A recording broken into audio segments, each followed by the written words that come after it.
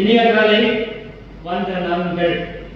So I learned some Tamil language. Some Nanjime நாடி இருந்து இலங்கைக்கு வந்து கொழும்பு பல்கலைக்கழகத்தில் தமிழ் படித்தேன். So it's a little bit slow, so I would like to learn some Tamil language. So I think the Tamil mori or Alana mori and Yavanam or Alana ikan. So this is I feel what I feel for University of Jaffna and this island. வணக்கம் சகோதரங்களே, இன்றைக்கு நாங்கள் பார்க்க போகிற காணொளி என்னென்னு சொன்னால், யாழ்ப்பாணத்தையும் தமிழ் மொழியையும் பெருமைப்படுத்தும் விதத்தில் சீனாவிலிருந்து வந்த ஒரு பேராசிரியர்கள் யாழ்ப்பாண பல்கலைக்கழகத்தில் அண்மையில் உரையாற்றியிருக்கிறார். குறிப்பாக யாழ்ப்பாண பல்கலைக்கழகத்தின் பொருளியல் துறையின் ஏற்பாட்டில் இடம்பெற்ற ஒரு கருத்தமர்வில் கலந்து கொண்ட சீன பேராசிரியர் யாழ்ப்பாணத்தையும் தமிழ் மொழியை பற்றி புகழ்ந்து பேசியிருக்கிறார். அந்த காணொலியை தான் நாங்கள் இன்றைக்கி பார்க்க போகிறோம். And no example is more relevant or more compelling than People's Republic of China's experience, whose academic and professional pursuit uniquely positions him to shed light on this subject. Area stands Tsinghua University, Beijing, one of China's political science from Tsinghua University, with a specialization in encompasses family politics, political parties, ethnic conflicts, and country of focus. He has been a visiting scholar at the joint PhD student at Duke University, USA, and most several peer-reviewed publications, both in English and Chinese, and a study on political development in Sri Lanka.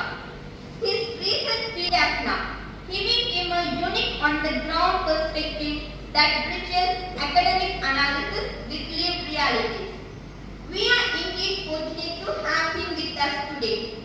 His insights promise to not only show how Sri Lanka can chart a more equitable and sustainable path forward. Dr. Thank you and welcome once again to all of us. He joined to make this presentation. And Madam and the Dr. Sami for organizing this opportunity for me to give a lecture here.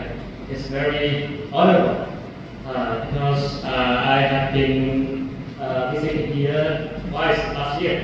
So I would like to share some insights and communicate with all of you from the Jaffna University's students and academic members so much.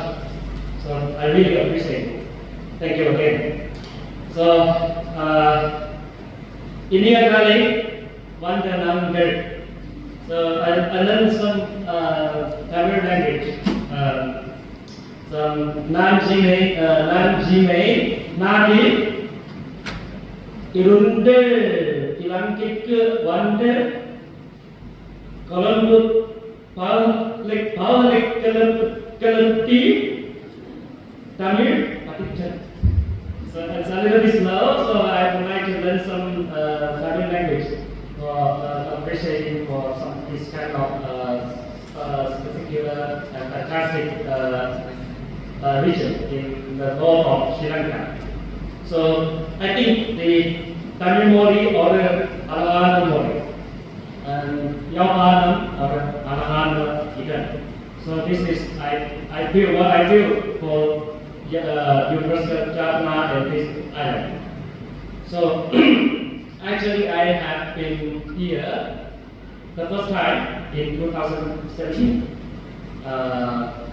From the past years, maybe 8 years on, I think the Jaffna Peninsula has developed a lot compared with the 8 years ago.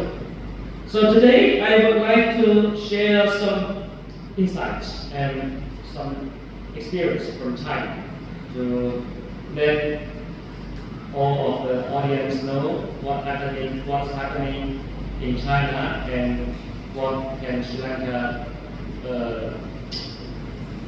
It's not learned. I think it's for some kind of share, right? That word will be better.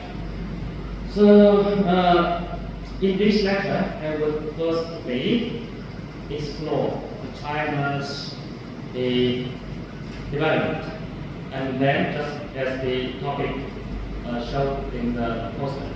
And then the second thing is China's journey towards poverty alleviation.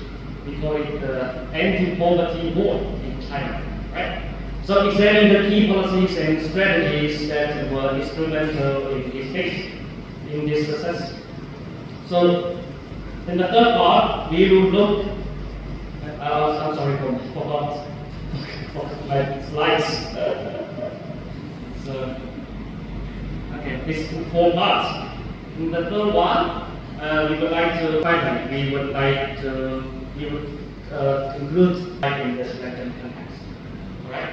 So as the organizer and as the plan, I have got from the Dr. Sadi that we have only 45 minutes for discussing this topic. So, but I have prepared so much. As you know, this topic, Dr. Sadi told me that we can get more 5 or 15. So, okay, let's go on the first part. As you all know, the growth as an average annual rate of over 9%, or the creating a growth of miracle. So we have 2 dimensions for the East Asian experience, developmentalism, right? So we call it, right?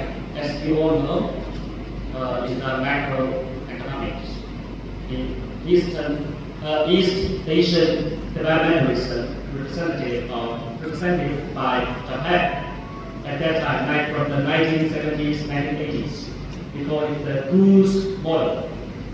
Am I right? I'm not sure, because I'm a political scientist and the social scientist, not particularly focusing on economics. I have researched this kind of documents when I was a PhD student in China. So, as classical developmentalism, the China leveraged openness, FDI, and change. So it forges a unique growth path. So we can see in this table, it has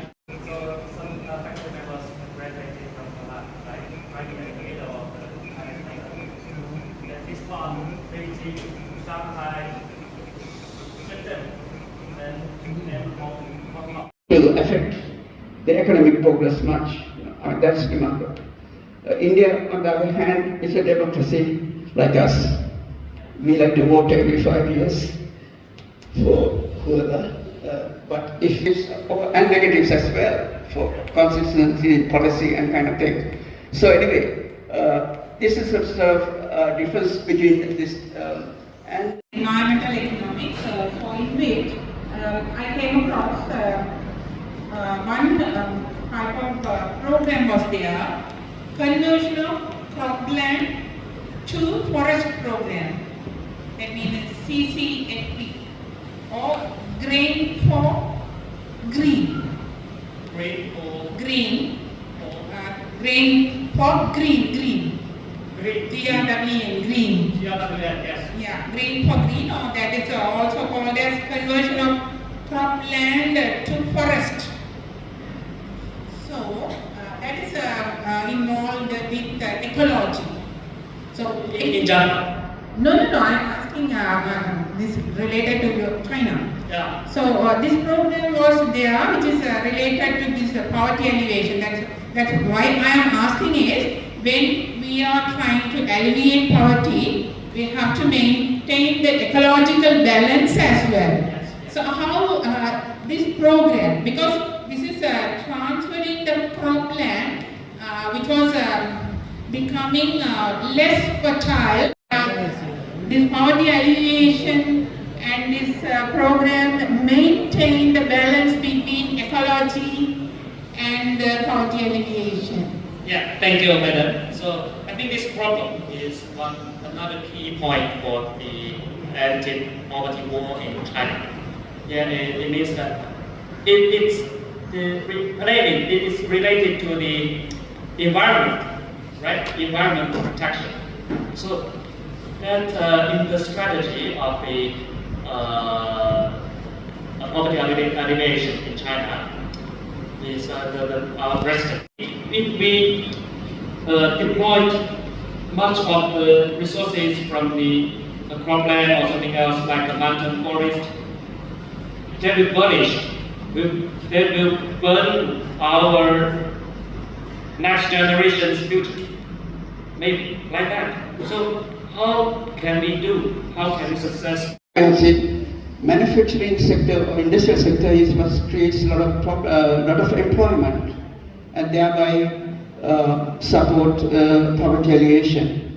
I mean, this is one of the issues. Sri Lanka also has he had showed a table where our industrial sector or specifically manufacturing sector is quite stagnant throughout the last 4 decades. So that is why we are unable to create many employment. That is why a lot of Sri Lankans are going abroad for employment. I mean, this is the case with India also. Unlike China, despite India's economy is growing fast, but because it's in the services sector, it's not creating a lot of employment. That's why a lot of Indians, even for higher education, a lot of us go abroad. And if some of our students may know, economics department, but others may not know, the largest foreign currency earning for India is from remittances. Unlike from China or even Japan or Korean economies. Remittances is the single largest source, not foreign direct investment. Foreign remittances from Indians working and living abroad is the single largest source of foreign currency earnings for India.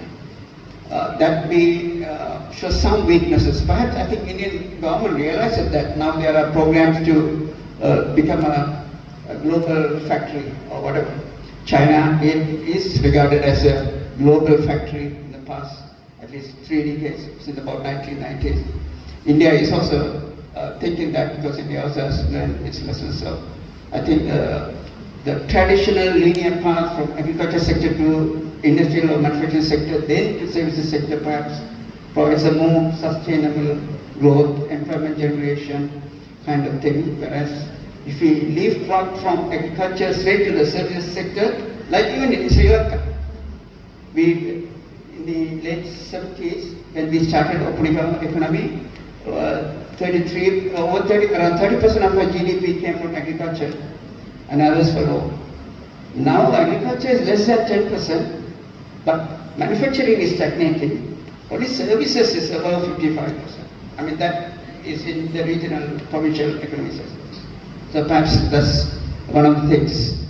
Okay, now we are nearing 10 minutes more. Any more questions?